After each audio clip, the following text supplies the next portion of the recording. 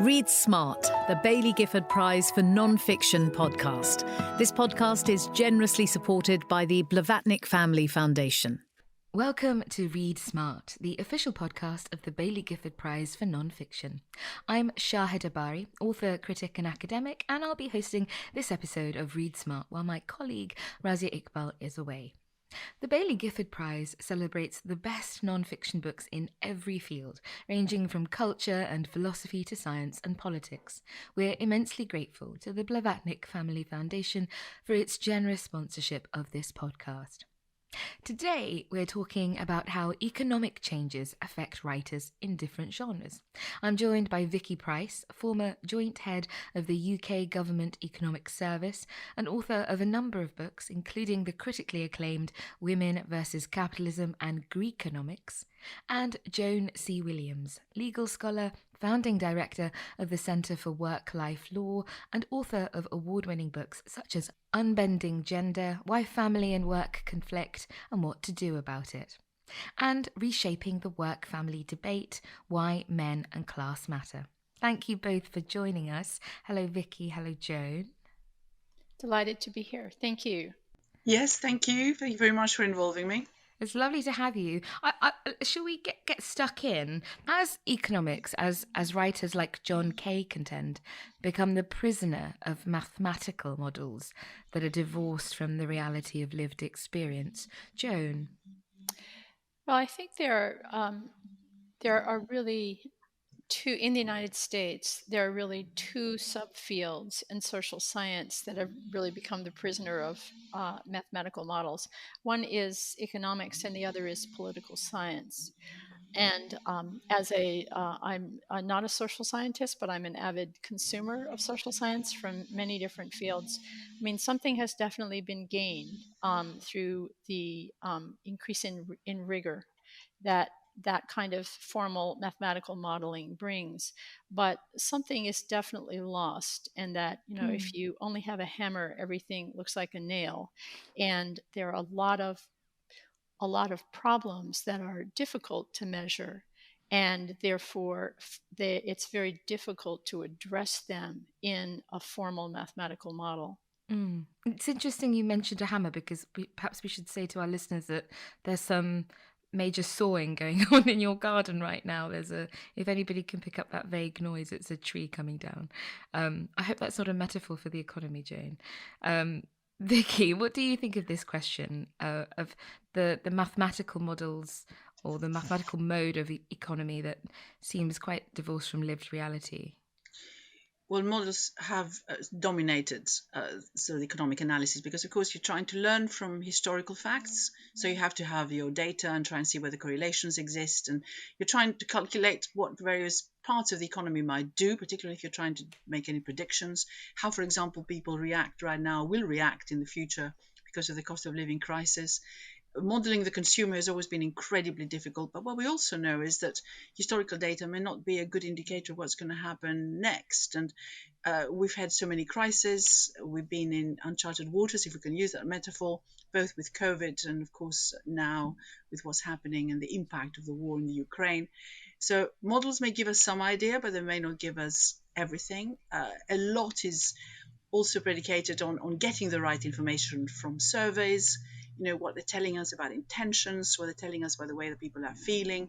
There are all sorts of different aspects that can be brought into economics, plus rethinking, really, whether some of the assumptions we had made about behaving in a logical way, so rationality in your decisions, so being perfectly rational human beings doesn't seem to be what's happening. And we have had Nobel Prize winners win Nobel Prizes because they have studied sort of irrational exuberance or irrational behavior. So we can't assume anything, really. So a rethink is probably needed. And I think there is a lot going on right now in redefining what students learn at university when they do economics. There has been a shift, hasn't there, in economic writing? There's a sense, I think, over the last 20 years, perhaps, that writers are trying to make extremely complex problems more understandable, comprehensible for the general public. But is there a part of financial capitalism a little bit like quantum mechanics, that is just simply too complex for lay readers to understand? Or can everything be legible to a poor reader like me? Vicky? Of course, there isn't anything mystical about economics, and you shouldn't classify yourself as you did, because I'm sure you would understand it perfectly, and I think all the listeners would as well.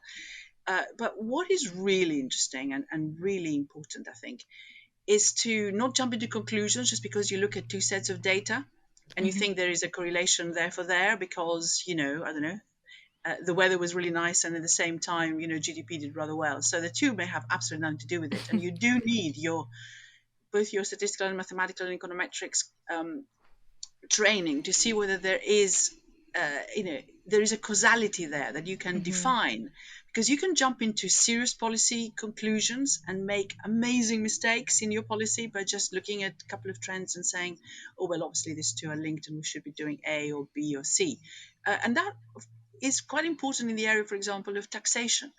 If you raise a tax, you may collect a little bit more, but are you actually going to lose lots of people who are not going to want to either work or move their money elsewhere? Countless attempts have been made to decide whether it works one way or the other way by looking at different tax systems in different countries.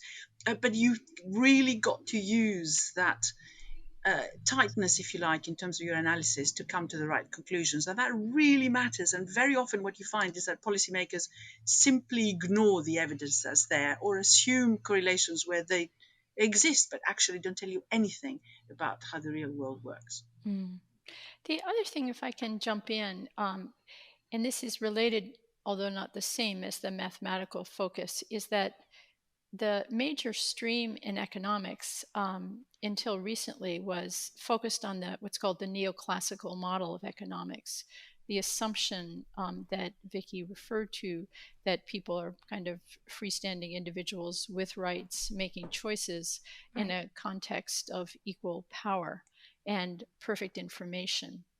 And that is obviously not real life. That's where behavioral economics grew out of. But in particular, that neoclassical model basically assumes away power differentials in society, which, coming at this as more of a sociologist of inequality, which is the way I come at it, is a pretty big oversight.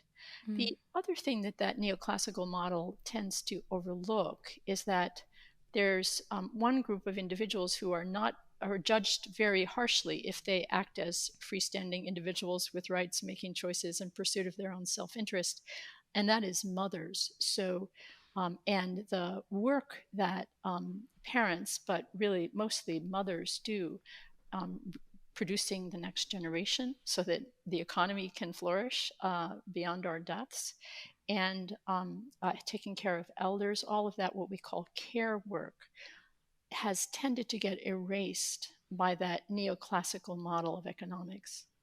Vicky, you were going to come in, I think. Yes, no, absolutely right. The interesting thing is, of course, that we don't measure it properly. So when you're talking about GDP, in other words, gross domestic product, all the output of the economy, you put it all together by measuring what you can measure. What you really cannot measure is the contribution one makes in one's spare time, whether it's through charity work, let's say, or indeed through raising children, or indeed through educating children, or indeed through keeping the household. That can happen, of course, both by men and women, but we do know that across the world, women take the biggest share. What the calculations now suggest is that if you added all the women's extra work that Joan referred to, you could add a third to our GDP, and we've been under-measuring it, and therefore undervaluing it, and therefore underpaying for it. And that's a serious issue, and we tend to ignore the long-term impact of whatever it is that one does. So there is a new sort of whole part of economics now saying we're measuring things wrongly. Should we look at GDP in a different way? And that is changing, I think, the way in which perhaps economics is going to be also framed in universities in the future. And I think it's a very important point. And indeed, women have tended generally to be undervalued in society and also to be underpaid in society, for not just for the reasons that I mentioned, but more generally as well, as the system hasn't cleared. The neoclassical economics would tell you there's an equilibrium somewhere. You're going to find the resources are being used in the right way. but actually they're not. There are huge market failures out in the system, and one of them Joan referred to, which is this information asymmetry. If you don't have the right information, then you can't make the right choices, and you don't actually clear the system at the right level. It sounds like there's a lot to learn, and it's exciting to learn. I wonder if there are what's the hardest economic ideas and concepts to explain to civilians like me? How interesting. Well, I would say cost benefit is you can sort of discuss it, but when you're trying to make any decision publicly, because the government is still hugely important. We think that we're in a capitalist society, but in reality, when you look at government interventions, they're everywhere. If you look at the FTSE 100 companies in the UK, and of course you look at what's going on in the US as well, government is quite involved, either regulating those firms, including price regulations, or buying from those companies, or they're subject to all sorts of competition regulations, now sanctions, etc., etc., etc. But when you're trying to decide whether a policy is going to give you the right results, is how you look at the impact that a policy will have. Quite often, people think about it in a very short-term way, but when you're looking at education, it's a public good. What it actually gives you at the end. How can you calculate the amount you put in and the amount you get out? It goes a little bit to what Joan was saying about the contribution of women. It is a concept which is very badly used by governments to justify anything, like tough on crime and tough on whatever, when you don't actually look at the longer term implications of doing something. If you really want to reduce crime in society, you do something completely different to what is being done right now. And that in the popular press is used in all sorts of ways to justify moving in a certain direction, whereas in fact the fundamentals of how you do your cost benefit, looking at environmental impacts of everything you do, for example, the worry about climate change, all those being brought together in a way that then says to the citizen, that's really the best way forward, and make sure that it's done and calculated in the right way. That's the thing that is missing, I think, from the calculations. In other words, getting hold of a right price for externalities. Everything we do matters for the climate. So why is this particular policy going to make a difference? Joan?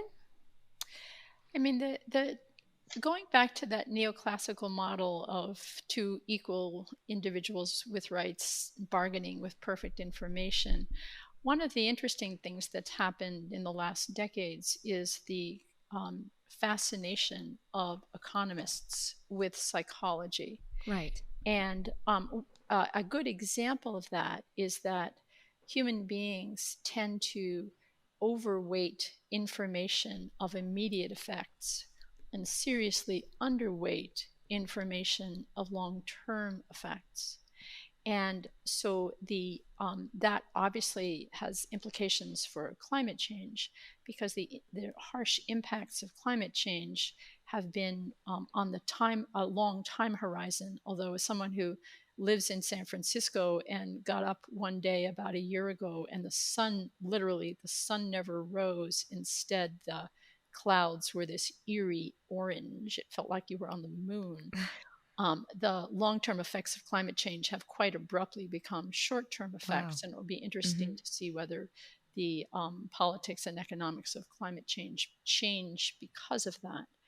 But the idea that economics started out with an extraordinarily simplistic and inaccurate description of human behavior. And so it's been struggling through behavioral economics to tap psychology for a more sophisticated model of human behavior, with, I have to say, as an outsider, somewhat mixed results. You've already mentioned climate change and the role of women and mothers, and perhaps that's the answer to the question I'm going to ask you next, Joan. But what's the most important economic concept that most people should have a basic handle on, do you think? Well, if I can jump in, Vicky, you're the economist, but for me, the most important concept that I would want people to have a handle on is the fact that some work is important because it's work in the market and it directly produces goods and services. Other work, though, is work in the care work in the home. And without the care work in the home, the work in the market can't take place. But we tend to assume that the care work in the home is not labor, it's love. And it may be love, but it's still labor. And the erasure of those important kinds of work basically means that throughout the world, mothers and children are very subject to poverty, because the mother's labor, which is after all the core of what makes the economy possible, both by delivering people to work fed and clothed, and by producing the next generation, that labor is coded as love, not labor. Love is a form of labour. I can get a handle on that. Thank you. Vicky, what do you think? Well, it's even worse than that, because motherhood is penalised quite considerably by the market. What we find both here and in lots of other countries, whether it's the US, whether it's the rest of Europe, is that once you have your first child, the gap in your earnings starts to increase and continues to increase for a good 12 to 15 years after that happens. And quite a lot of women then move into roles which are below their skill level, and they work part-time. Their annual earnings are considerably lower than would otherwise have been. So the real problem that we have is that you end up with a very large sort of majority of the population actually earning a lot less than they should through their lifetime, with a greater likelihood of the women who tend to occupy the lower pay positions falling into poverty.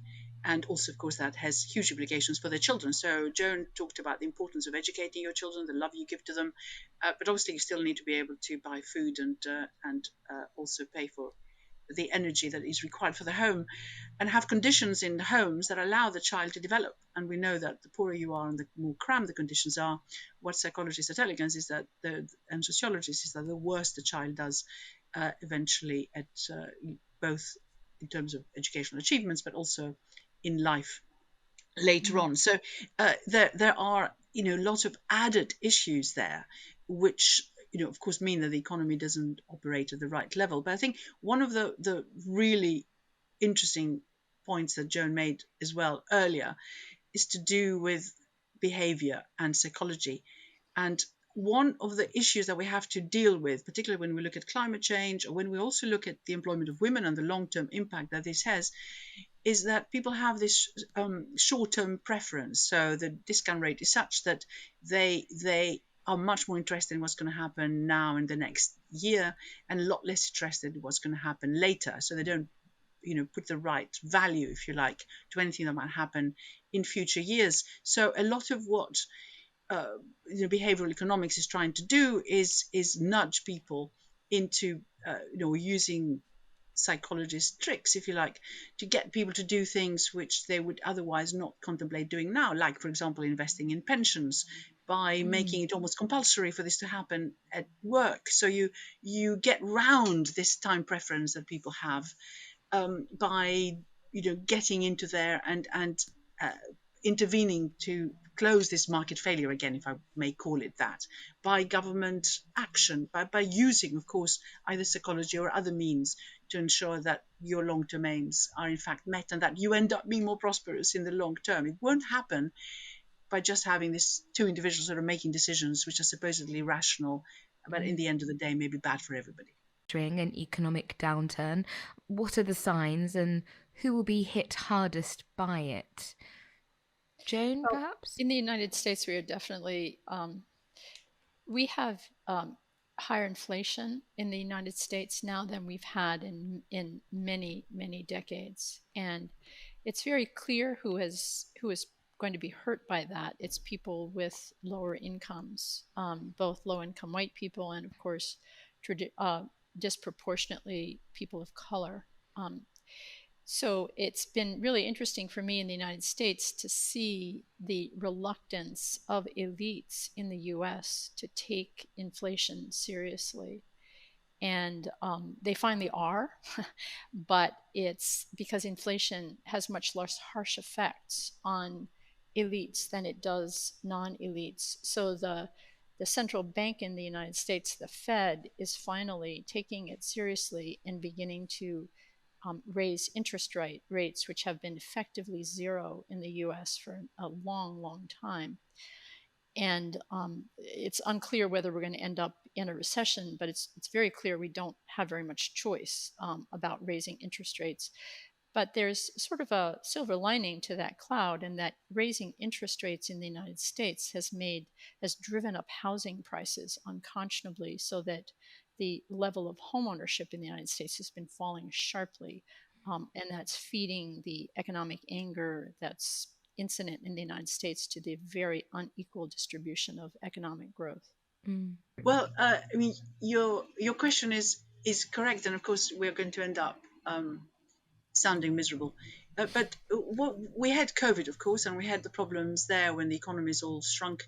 The US one shrunk less than others in the G7, in fact, the least. Of course, China managed to grow over that period after a very initial drop. So it's been unequal in the sense of different countries being hit differently. So in Southern Europe, for example, when nobody was allowed to travel, tourism, which is very important for them, collapsed, and their economies, of course, fell even further.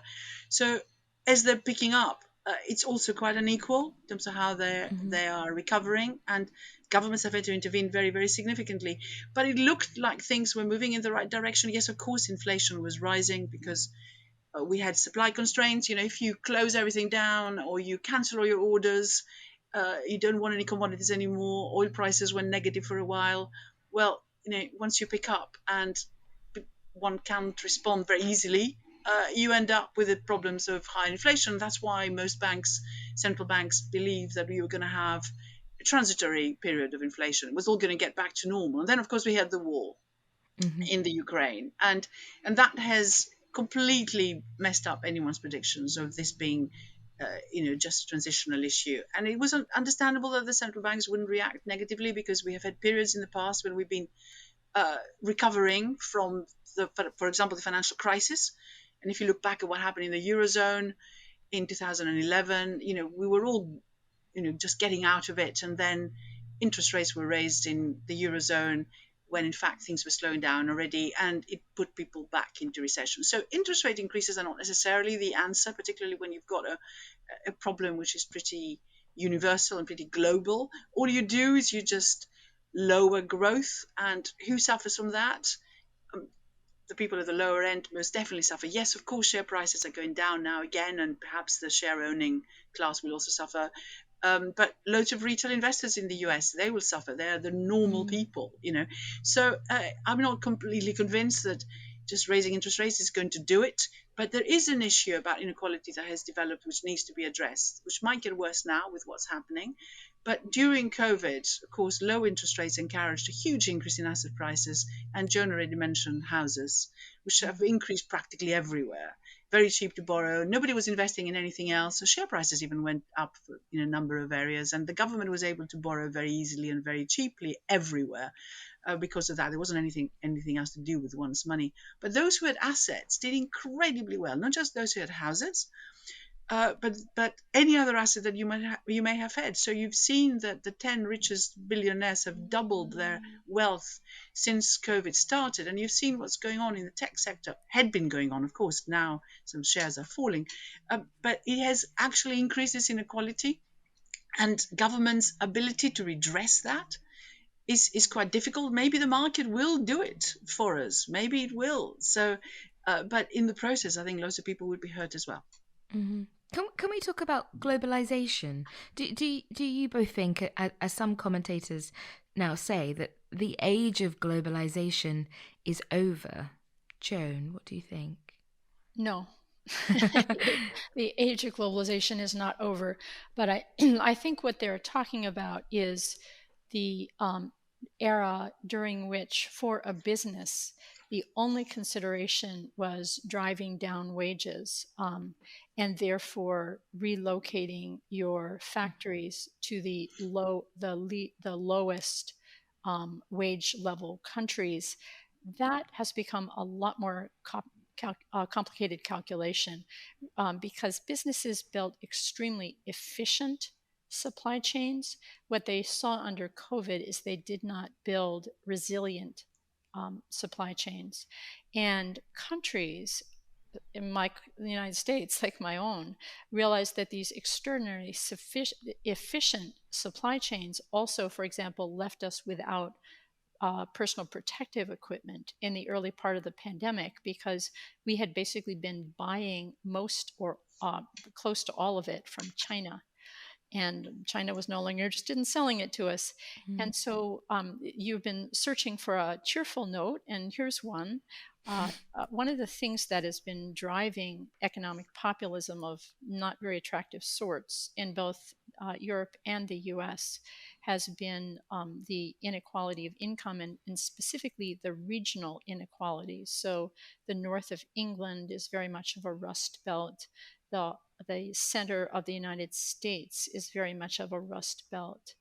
And now there's a lot of talk, unclear how much of it's going to translate into action, about what's being called onshoring as opposed to offshoring, bringing some of that manufacturing capability closer to home, because we suddenly realize the fragility of globalized supply chains.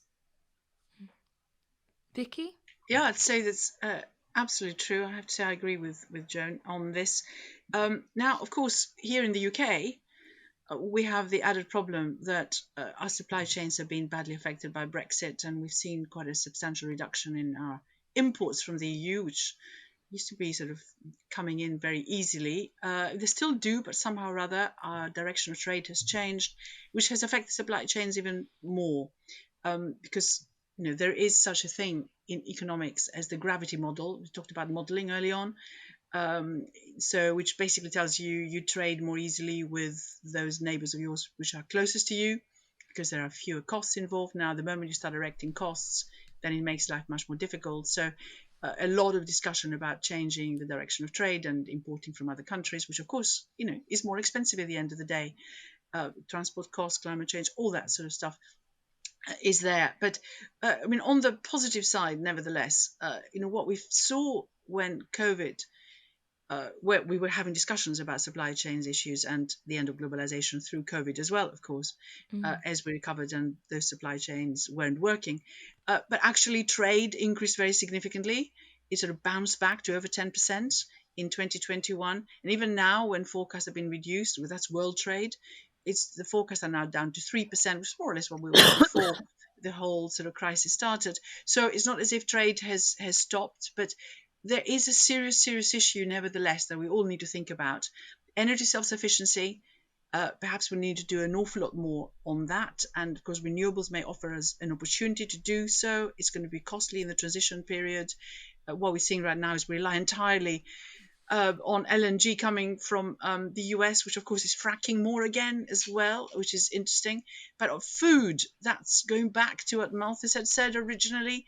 That's a real issue. What we're finding is that the ability to think again in terms of self-sufficiency in food is absolutely urgent for us, given that we depended so much on. So it's not cheap labor. It's just that plentiful supply of where it sort of sunflowers grow and sunflower oil can come, which is the Ukraine. So how can you change that pattern? How can you be more self-sufficient without a huge cost involved? And you see what's happening in loads of emerging markets and the whole of Africa, where they're thinking of substituting wheat for something else, and etc., and where in fact the World Bank is referring to it as a new human catastrophe in the making. That idea of thinking again about things like energy self-sufficiency and food poverty, how far is there, or can there be, democratic accountability for economic decisions like that? Very few electorates get a chance to vote upon those sorts of decisions, but how far is there democratic accountability for economic decisions, and can there be? I'll speak for the United States.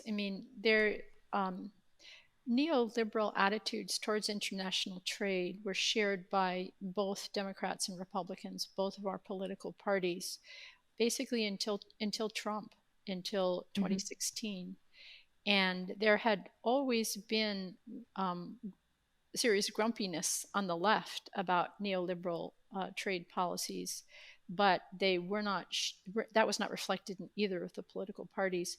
And one of the accomplishments of Trump, and I have to say I'm not a fan, but one of the accomplishments of Trump has been to change that attitude in the United States, so that now um, the anxiety about the United States relationship with China and trade is shared both by Democrats and Republicans. It's really been a sharp shift. Now, there's also constraints. I mean, we're Americans, we like our stuff, and a lot of our stuff comes from China. So I'm not, that's the new political consensus is very much constrained by reality, but there's been a really sharp shift in our democracy on attitudes towards neoliberal attitudes towards trade. Well, there is a problem really that protectionism is on the rise. There's no doubt about that. Not so much in terms of tariffs, because of course, under Biden, we've seen that some of the tariffs, particularly to the EU, were reduced as well, and to the UK now. He had imposed aluminium and steel tariffs as well. And there is a bit of a rethink more generally, and a bit more liberalism that we see coming from the US, even though obviously the war in the Ukraine has made things considerably worse temporarily, one hopes. But the population, if you ask them, would probably want to be protectionists. At the same time, they still want all the products that come in from elsewhere, if they can get them. And they also want to travel, and they want the freedom to go to places. In fact, the Brits, the moment you give them any small chance to leave the country, they do in very large numbers. Don't quite know why, but there we go. Because the weather's been not too bad recently here. So there is that the protectionism which is there. But if we were talking about sort of closing the UK and perhaps sort of depriving people from whatever it is that they had before and doing it all here and paying more for it, I think the British consumer generally, really makes quite rational decisions as to how they want their money to be spent, and they probably won't like it. They want a little bit more of security, there's no doubt about that, but up to a point would be my guess. To close, can we come back to the question of economic writing for a general audience? You are both wonderfully accomplished writers who've made interventions in the public conversation about the role of women and the economy and class. Recently, we've seen writers like Michael Lewis and Oliver Bullough writing exposés of aspects of our current economic systems. Who are the writers that you think are making the most important interventions for a general audience? Who should we be reading? Joan? I'm going to bump that to Vicky. Well, I think. Good strategy. Well, it's interesting you asked that question about people are very avid readers now of economics. And I don't mean economic textbooks, but things we put it simple. But what they need to do and have is a punchy title, like what Thomas Piketty produces, even though it's very, very long. Capital, yes. Yes, and the book is very long, but which just epitomizes, if you like, the worries that they have at the time, such as increasing inequality. What's happening to our system?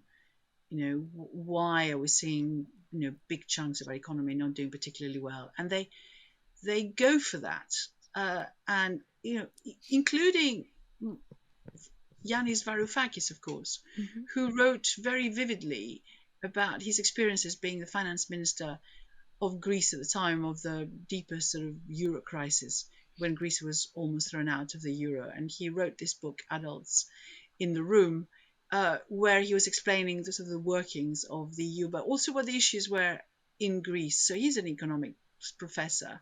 So the ability to turn to real experiences and real facts into something that people can follow and understand. You've got to be very, very careful, of course, that you don't end up with people being so manipulated into thinking a certain thing because the evidence that is presented doesn't necessarily support the conclusion, because as we said earlier, there may not have been a proper causality. There may have been a correlation, but you can't actually prove that A led to B and then led to C. You've got to think again. So you've got to watch it, that those writers who become quite popular are also not influencing perhaps policy in the wrong direction or people's views in the wrong direction. But of course, you can choose which writers to read after all. So there is a lot more of that accessibility that we're seeing right now. A lot of economic writers write for the general public and do rather well as a result, bestsellers, which is, really good and gives hope to the rest of us. Well, Vicky, I look forward to your next book. The very snappy title. Joan, did you think of something? I actually am reading a lot of economics these days, but not popular economics. So I'm just going to mention two authors whose work should be popularized, and I'm trying to help do so. They're both American economists. One is named Raj Chetty, who has done amazing work in the United States, really in a rigorous, quantified way, showing the death of the American dream, that 90% of Americans used to do better than their parents, but now it's less than 50. The other economist in the United States, he's actually, I think, not trained as an economist, but he's functioning as one, is named David Autor. He's of MIT. And he also has been talking about the geographic distribution of economic growth in the United States and the political implications of that. So sorry, I don't read popular economics. I just read dense economics, but some of it's very important. Well, but when we say popular economics, we don't mean sort of downgrading economics. It's just economics that take a particular issue and explain it to the public or talk about their own experiences. A famous diplomat, George Kennan, once said to my father, you should, if you understand something, you should be able to write it so that any at that point, he said, this was probably 1960, any college-educated man can understand it. And my husband actually said to me once, if you really understand something, you can write the treatise, the article, and the bumper sticker. The bumper sticker. I look forward to that too. Raj Chetty and David Autor for some hard but rewarding homework for us. Thank you, Joan. And thank you both for this really educational conversation. It's fascinating listening to you both. We'd also like to thank the Blavatnik Family Foundation for its generous support of this podcast. If you'd like to know more about the Baillie Gifford Prize for Non-Fiction, you can visit our website or follow us on Twitter at BGPrize. Join us next time to hear more about non-fiction writing. Read Smart, the Baillie Gifford Prize for Non-Fiction podcast. This podcast is generously supported by the Blavatnik Family Foundation.